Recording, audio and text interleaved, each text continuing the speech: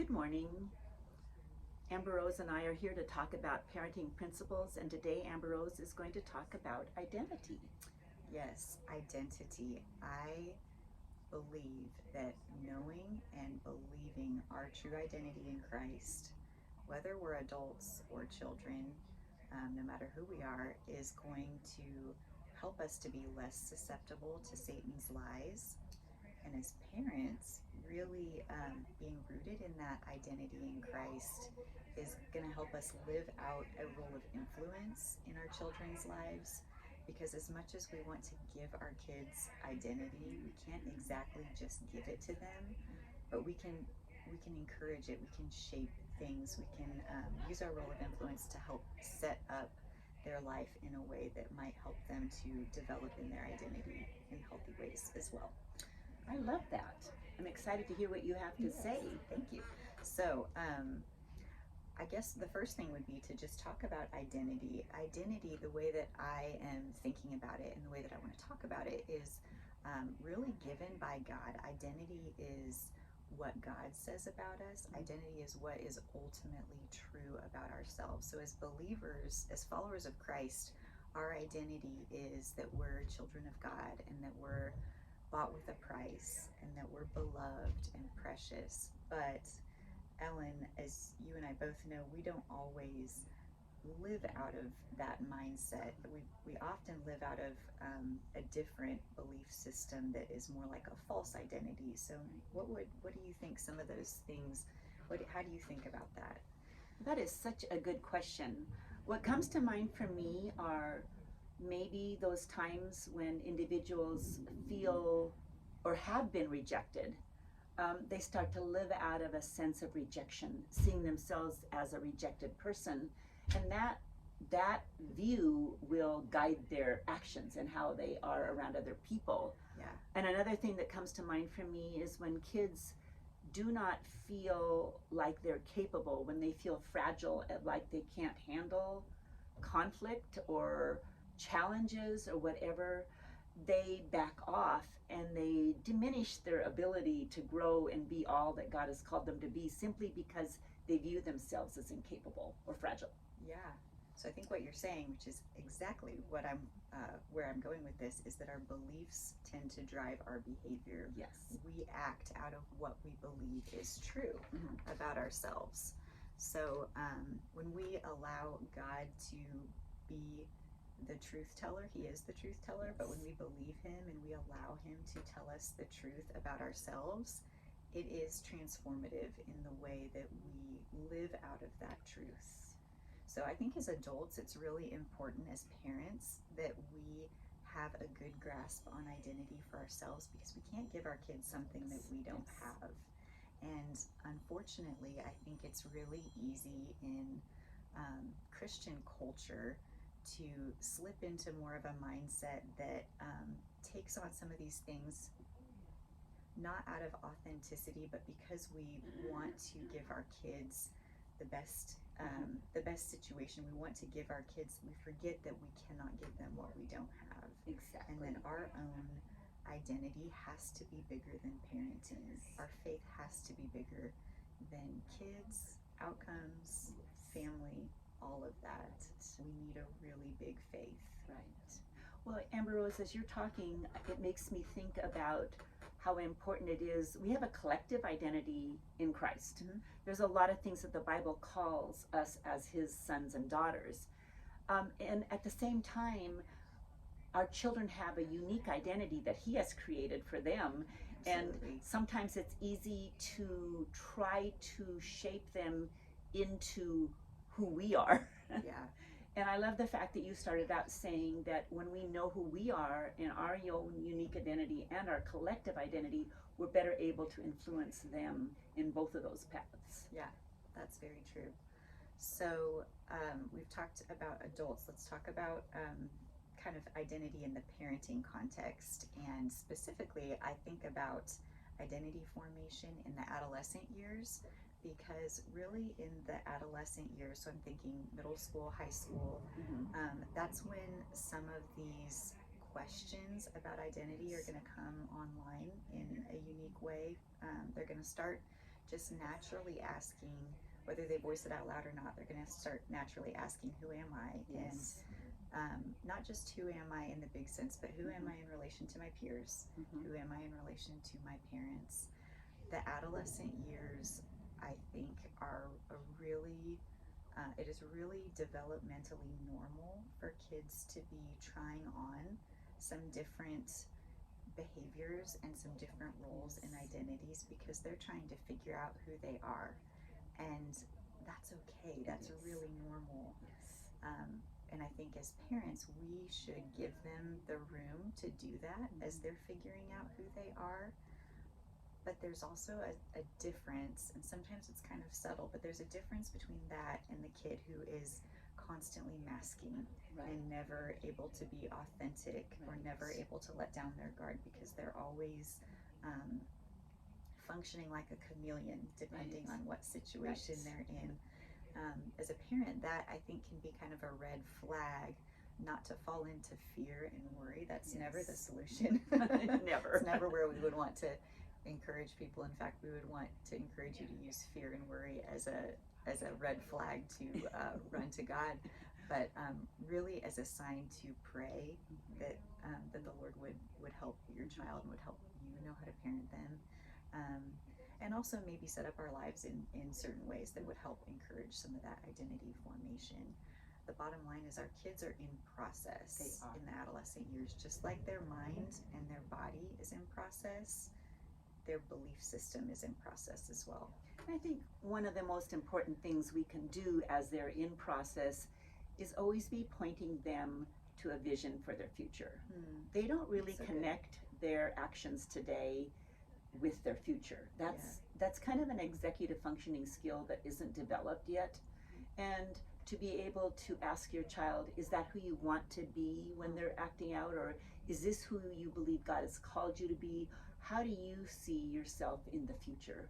You know, that what they're doing right now is who they're becoming, and casting it in that light helps the kids to really stop and think about who they're putting on and what hat they're wearing and who they're trying to be. Yeah, that's really good. I think this is lived experience for me, but it's also observed in a lot of the other parents that I know. It's really easy to fall into thinking that parenting is our identity. I think to some extent, as a parent, that's something we all have to fight in small ways, sometimes in big ways. I don't think many of us are immune to it, but I also think it's a really dangerous mindset to slip into because identity is way too big to be encapsulated just by parenting. And we put so much undue pressure on our kids. In fact, I think it's actually a pretty crushing burden for kids to bear when they have parents whose identity is consumed by them. And we have to remember that if our children leave our homes at age 18, if we are to live to an average age, it's only 1/4 of our life that our kids are living with us. Wow. It's a short season. Sometimes it feels all-consuming because it often is, and it feels like we're going to be in it forever, but our role as a parent does change, and they will leave if we've raised responsible kids. And if our identity is purely in parenting, it's going to be quite a crushing time when our nest is empty. Yes, absolutely. Well, Paul Tripp has some really good kind of tests that we can use that I want to mention really briefly. These are maybe some more signs, red flags, if you will, that as parents we're not doing well in this identity area. Maybe we've put too much of our identity on our parents if we see any of these things happening.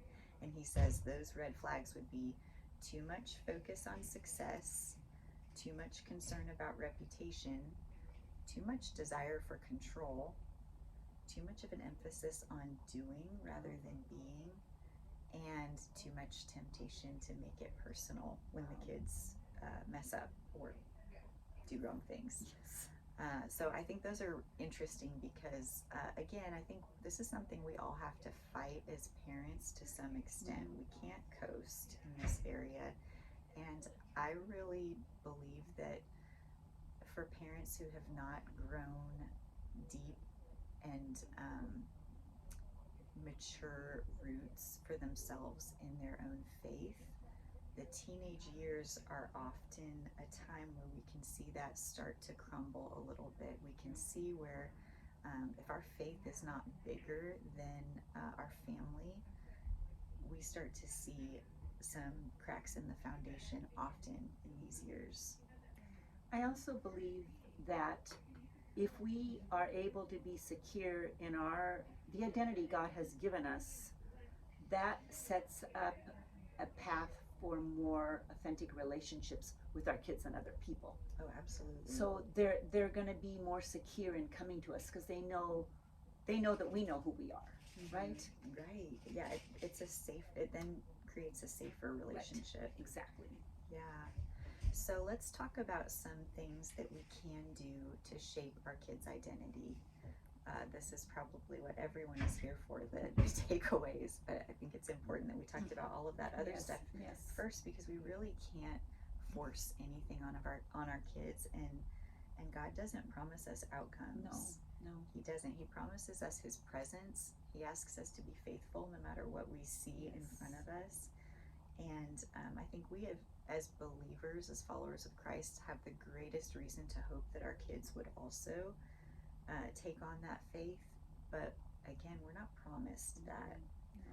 We're not promised that. So I think in the adolescent years, as kids are coming into middle school and high school, it becomes more important to set the table for them to have an experience of God for themselves. Yes. It is much more developmentally typical for a younger child to follow in the footsteps of their family's faith without question, and that's a beautiful thing. It doesn't negate a childlike faith that a young child would have, and it is also I think developmentally typical and normal that in the adolescent years they start to ask some questions and push back and voice doubts and voice beliefs that are different than their parents, and that can feel scary to hear sometimes, but it's really normal, and it's really important, actually, I think, because a faith that's never tested doesn't ever grow strong roots. And that's really what they're doing, is they're putting out these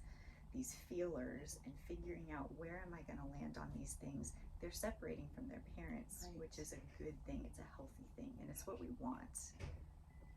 It is, and we need to see their pushback also, is they're wanting to know how we're going to respond, and to respond in a calm, reassuring way, and letting them know that to question their faith and ask these questions is wise. Yeah, we have to let them have space to voice their perspectives without condemnation. Yes. That's so important, I think.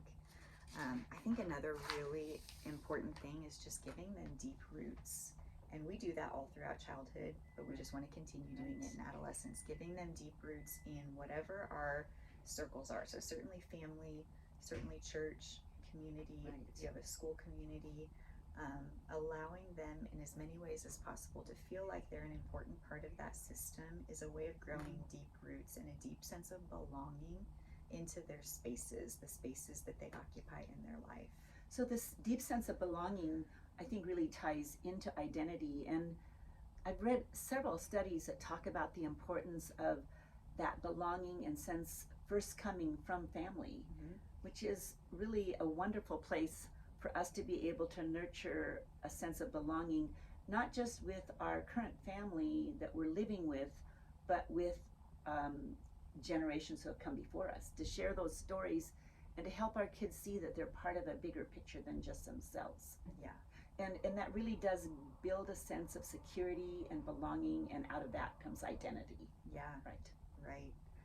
I think another practical thing that we can do to help shape our kids' identity that is so important, I could probably do a whole nother talk just on this topic, but I won't, that is so important, is just making sure that we are giving our kids, as they enter into these adolescent years, an offering of great, high quality, deeply rooted adults in their life who are non-parental. I think adolescents need non-parental adults in their life so much. It is almost as important as having healthy parents, because again, they just need that space to be able to voice doubts and to be able to talk through problems. They need a non-judgment. They need as many non-judgmental spaces as they can get. And these non-parental adults in their life tend to be emotionally removed enough that they can be they can feel a little less judgmental and a little safer sometimes. And it doesn't negate the role of parenting at all, but the adolescent years are years when kids are really needing more inputs relationally than just parents. Yes. And so my husband and I tend to think of this as kind of a buffet offering. We try to make sure that there are just lots of great adults in our kids' lives without actually forcing any relationships, because we want it to feel natural and organic, and we never know which ones are going to stick and which ones aren't, but we want to make sure that the kids have lots of other people in their lives besides us that they can form natural friendships with. And those people, I'm thinking of my older kids in particular, but those people in their lives, those voices have been so important, and I want to make sure that for my younger teenagers that they continue to have those kinds of people in their life too. So important. Well, I can think of like youth pastors or teachers that they feel real affinity with. Of course, aunts and uncles, grandparents.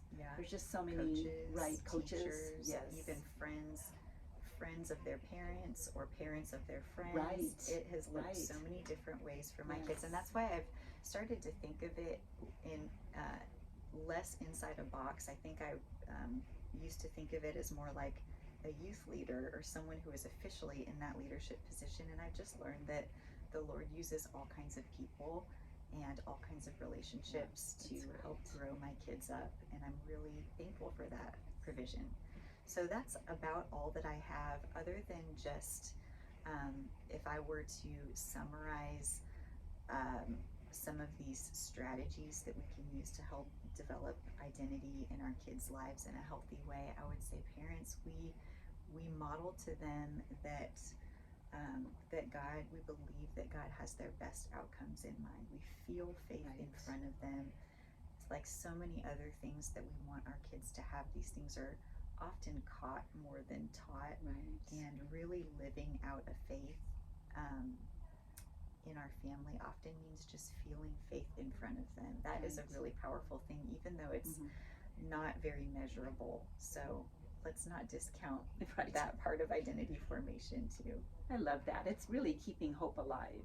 So thank you, Amber Rose, for these thoughts on identity. And thank you for joining us today. Have a great day.